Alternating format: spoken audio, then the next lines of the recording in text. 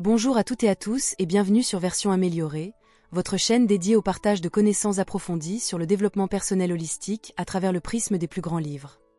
C'est un immense privilège de vous accueillir aujourd'hui pour aborder un sujet aussi inconfortable qu'essentiel pour notre évolution personnelle. Si elle ose divorcer, elle ne reverra plus jamais ses enfants. Si tu l'épouses, ne compte plus jamais sur moi pour être ton père. Si tu me quittes, je ne pourrai plus continuer à vivre. Si tu ne peux pas faire d'heures supplémentaires avec l'équipe ce week-end, je devrais peut-être reconsidérer ta promotion à venir. Est-ce que ces phrases vous semblent familières? Résonnent-elles en vous comme un écho de reconnaissance ou peut-être comme une note persistante de douleur? En réalité, nous avons tous, à des degrés divers, été confrontés à ces situations, que ce soit en les vivant personnellement, en étant les témoins dans la vie de ceux que nous aimons, ou peut-être même en ayant nous-mêmes prononcé de telles paroles dans un moment de désespoir. Ce qui est particulièrement frappant, et sans doute le plus douloureux, c'est que ces mots proviennent presque toujours des personnes qui nous sont les plus proches. Il peut s'agir de votre conjoint, de vos parents, de vos amis les plus chers ou de collègues de longue date. Ces individus peuvent sincèrement croire qu'ils agissent pour votre bien, à leur manière, mais leurs méthodes finissent par vous infliger une souffrance immense. Dans certains cas, ils utilisent même le masque de l'amour comme une cape sophistiquée pour contrôler la direction de votre vie. Suzanne Forward, psychothérapeute de renom et auteure de best-sellers du New York Times, a forgé un terme spécifique pour désigner ce phénomène, le chantage affectif. Alors que le mot chantage évoque généralement un criminel kidnappant un être cher contre une rançon, dans ce contexte psychologique, il est beaucoup plus subtil. Il s'agit d'utiliser les émotions pour manipuler votre cœur. C'est l'acte de transformer votre peur, votre sens de l'obligation et votre culpabilité profonde en une arme conçue pour obtenir votre obéissance absolue. Parce que la personne à laquelle vous tenez le plus est aussi celle qui comprend le mieux vos vulnérabilités, elle est idéalement placée pour vous pousser dans une bataille émotionnelle prolongée. C'est l'essence même de la manipulation émotionnelle. Cette semaine, nous explorons l'œuvre classique de Suzanne Forward, intitulée Chantage affectif. Ce livre est un pilier de la psychologie moderne car il vous aide à identifier les signes invisibles de ce comportement, à comprendre la mécanique de son fonctionnement et plus important encore, il vous fournit les outils pour y répondre efficacement. En comprenant ces concepts, vous pourrez restaurer la confiance, briser le cycle vicieux de la manipulation et de la résignation, et finalement vous échapper du labyrinthe confus d'une relation toxique.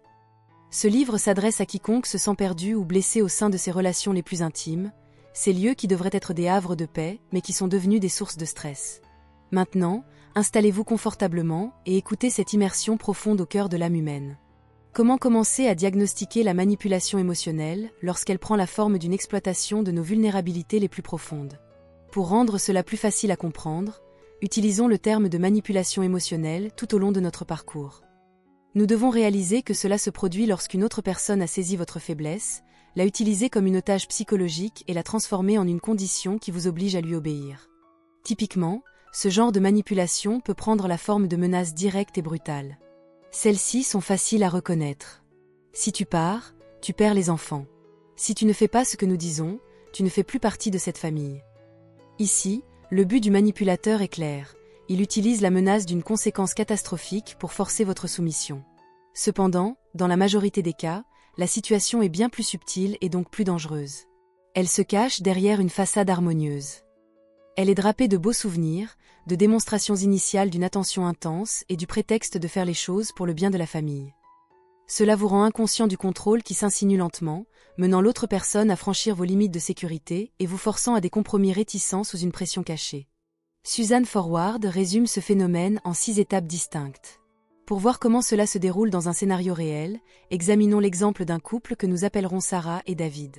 Sarah a travaillé de longues heures toute la semaine, restant souvent tard au bureau. Le dimanche est son seul jour de congé, sa seule chance de reposer complètement son corps et son esprit. Cependant, son mari David accorde une importance très élevée aux activités familiales visibles. Il estime que toute la famille doit partir en excursion chaque week-end, sans tenir compte du ressenti de chacun. Un samedi soir, se sentant totalement épuisée, Sarah dit doucement à David qu'elle est vraiment à bout de force cette semaine. Elle lui demande s'ils peuvent rester à la maison pour se reposer le dimanche, suggérant peut-être une simple promenade dans le quartier au lieu d'un grand voyage. David répond immédiatement qu'il sait qu'elle est fatiguée, mais qu'il est tout aussi épuisé qu'elle. Il affirme que sortir est en fait un moyen de se détendre et de décompresser, et que cela lui fera du bien. Sarah sait pourtant que sortir implique une série de préparatifs stressants, comme faire les sacs, affronter les embouteillages et gérer les enfants, alors que son corps est déjà douloureux. Elle tente de maintenir sa position en expliquant qu'elle est vraiment trop fatiguée et qu'elle n'a envie d'aller nulle part. C'est à ce moment-là que David augmente la pression. Il ignore complètement ses sentiments et déclare qu'ils ont promis aux enfants de sortir ce week-end. Il ajoute que si elle change d'avis maintenant, ils seront dévastés et qu'il ne peut pas être un parent qui ne tient pas ses promesses. Il invoque même les parents de Sarah, disant qu'il s'attendait à voir des photos du voyage et qu'il ne serait pas content de savoir qu'elle reste simplement assise à la maison. En entendant cela, Sarah est envahie par la culpabilité. Elle se dit que David ne veut que le meilleur pour les enfants et que, puisqu'une promesse a été faite, elle ne doit pas être celle qui la brise. Malgré son épuisement profond, elle accepte à contre-cœur de partir. Pourtant, le voyage n'apporte aucune joie. Elle passe la journée dans un brouillard de fatigue et sa santé physique en pâtit. Ce scénario ne se produit pas qu'une seule fois, il devient un schéma récurrent. David continue d'utiliser ses arguments moraux et émotionnels pour forcer Sarah à obéir, quels que soient ses besoins. Pour un observateur extérieur, leur comportement ressemble à une dynamique familiale classique, peut-être même à l'exemple d'un père dévoué. Mais sous la surface se cache un processus de manipulation émotionnelle en 6 étapes. La première étape est l'exigence. Dans toute relation saine, il est normal d'exprimer un désir. Mais dans une dynamique manipulatrice, la demande n'est pas une suggestion, c'est un ordre implicite. Il n'y a pas de place pour un non. La deuxième étape est la résistance. Face à une demande déraisonnable, l'autre partie a tout à fait le droit de dire non, comme Sarah l'a fait. Cette résistance est un instinct naturel pour protéger ses limites personnelles. Cependant, si cette résistance n'est pas soutenue par une conscience claire, elle est souvent très faible. Cela mène à la troisième étape, la pression. Le manipulateur utilise des arguments apparemment raisonnables ou même aimants pour persuader l'autre partie. David a soutenu que sortir était relaxant, disant ainsi à Sarah que sa perception de sa propre fatigue était erronée. Si la pression ne fonctionne pas, le manipulateur passe à l'étape 4, les menaces. Il exploite les peurs les plus profondes de l'autre personne, dans le cas de Sarah, la peur d'être une mauvaise mère ou une belle-fille décevante. Quand la culpabilité submerge la raison, nous entrons dans la 5e étape, l'obéissance. La personne cède, non parce qu'elle le veut, mais parce que le coût émotionnel de dire non est devenu trop élevé. Enfin, nous atteignons la 6e étape, la répétition. Une fois la tension apaisée, les choses semblent revenir à la normale. Mais le cycle est désormais établi. La prochaine fois qu'une exigence sera formulée, le manipulateur saura exactement sur quel bouton appuyer, et le cycle recommencera. La plupart des gens pris dans ce cycle sont totalement inconscients de ce qui se passe. C'est comme un brouillard épais qui obscurcit leur vision. Ils ressentent une friction constante avec la personne qu'ils aiment le plus, mais ils ne parviennent pas à mettre le doigt sur la raison. Pour dissiper ce brouillard, vous devez comprendre les 4 tactiques comportementales primaires des manipulateurs émotionnels. La première tactique est la pensée dualiste. C'est une façon de voir le monde en noir et blanc. Aux yeux d'un manipulateur, il n'y a pas de zone grise. Si vous n'êtes pas totalement de son côté, vous êtes contre lui. Si tu m'aimais vraiment, tu ferais ça. Cela accule l'autre personne, étiquetant toute forme de résistance comme un manque d'amour ou une faille morale. Il n'y a aucune place pour des besoins personnels légitimes dans ce cadre. La deuxième tactique est l'interprétation pathologique. Dans toute relation, les désaccords sont normaux. Mais un manipulateur émotionnel transformera votre désir sain de limite en un signe d'instabilité psychologique. Si vous demandez du temps pour vous, il pourrait dire que vous le repoussez seulement à cause de vos traumatismes passés, que vous avez peur de l'intimité et que vous avez vraiment besoin d'une thérapie. En transformant vos réactions naturelles en symptômes d'une maladie, il vous fait perdre confiance en votre propre esprit. Vous commencez à vous demander s'il a raison, si vous êtes effectivement froid, blessé ou instable. Une fois que vous doutez de votre propre santé mentale, vous êtes beaucoup plus facile à contrôler. La troisième tactique est la création d'alliances et de factions. Lorsque sa propre logique ne suffit pas à vous faire fléchir, certains manipulateurs font appel à la foule. Ils mentionneront ce que pensent les voisins ou inviteront un membre de la famille pour vous remettre dans le droit chemin. Vous finissez par vous sentir isolé dans votre propre maison, comme si tout le monde vous pointait du doigt en vous traitant d'irresponsable ou d'insensible. La quatrième tactique est l'usage de comparaisons négatives. La plupart d'entre nous ont été comparés à un frère, une sœur ou un collègue parfait au moins une fois. Ces commentaires apparemment inoffensifs, lorsqu'ils sont répétés, rongent votre estime de soi. La femme de Marc soutient toujours ses choix de carrière. Pourquoi ne peux-tu pas être plus comme elle ? Ces comparaisons sont conçues pour vous faire sentir inadéquat et coupable, vous poussant à travailler 2 fois plus dur juste pour prouver votre valeur. Alors, pourquoi souffrons-nous autant face à ces exigences? Et qui sont les personnes les plus faciles à manipuler? Premièrement, nous devons accepter une vérité difficile. Lorsqu'une manipulation émotionnelle se produit, ce n'est pas un acte unilatéral. Bien que nous ne devions pas blâmer la victime, nous devons reconnaître qu'un manipulateur ne peut exister sans la réaction du manipulé. Vos réactions et vos pensées internes ont contribué à la dynamique. Il est temps de porter un regard sur nous-mêmes. Au départ, ne pas réaliser que vous étiez manipulé n'était pas de votre faute. Dans les relations intimes, nous baissons naturellement nos gardes. Nous voulons croire que les exigences de l'autre personne viennent d'un sentiment de bienveillance. Mais si nous restons silencieux ou cédons à des demandes déraisonnables, nous commettons une erreur. Nous fantasmons qu'une concession de plus apportera enfin la paix. Mais c'est le contraire qui se produit. Une fois qu'un manipulateur découvre qu'un certain bouton fonctionne, il appuiera dessus encore et encore. Il ne lâchera pas les otages qui lui donnent un contrôle absolu.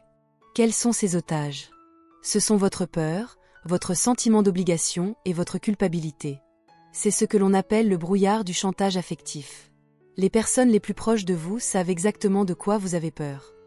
Vous pourriez craindre l'abandon, la perte de leur amour, la fin d'une relation de longue durée ou la perte de votre réputation. Vous pourriez craindre d'être perçu comme irresponsable car la société valorise énormément la responsabilité. Lorsque vous êtes étiqueté comme irresponsable, la culpabilité peut être écrasante. Vous commencez à croire que vous êtes la cause de tout le malheur de la maison. Vous acceptez le sacrifice de soi pour réparer des choses qui ne vous incombent même pas.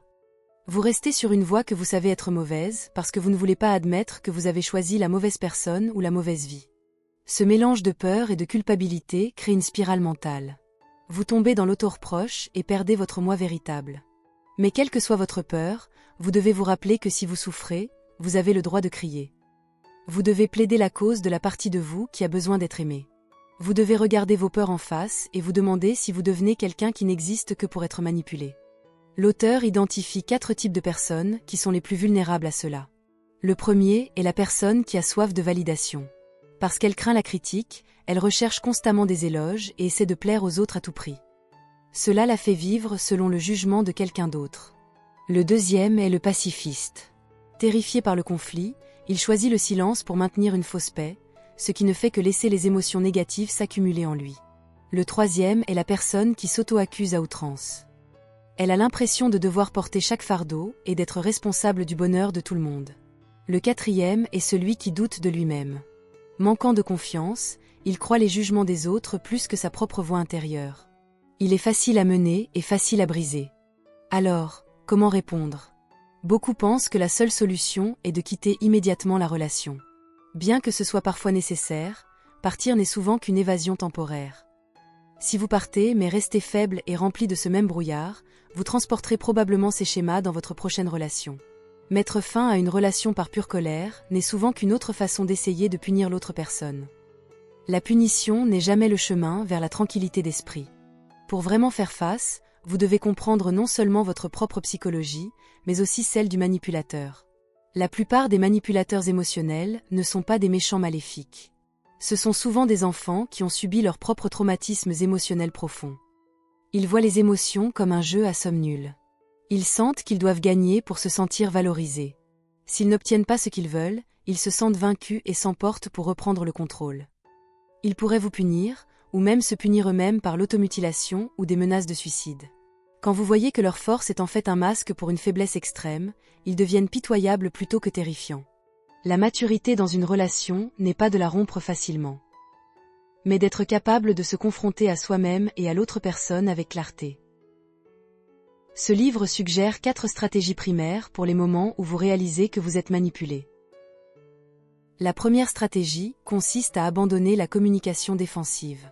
Si un manipulateur vous traite d'égoïste et que vous répondez que c'est lui qui est égoïste, vous ne faites qu'ajouter de l'huile sur le feu.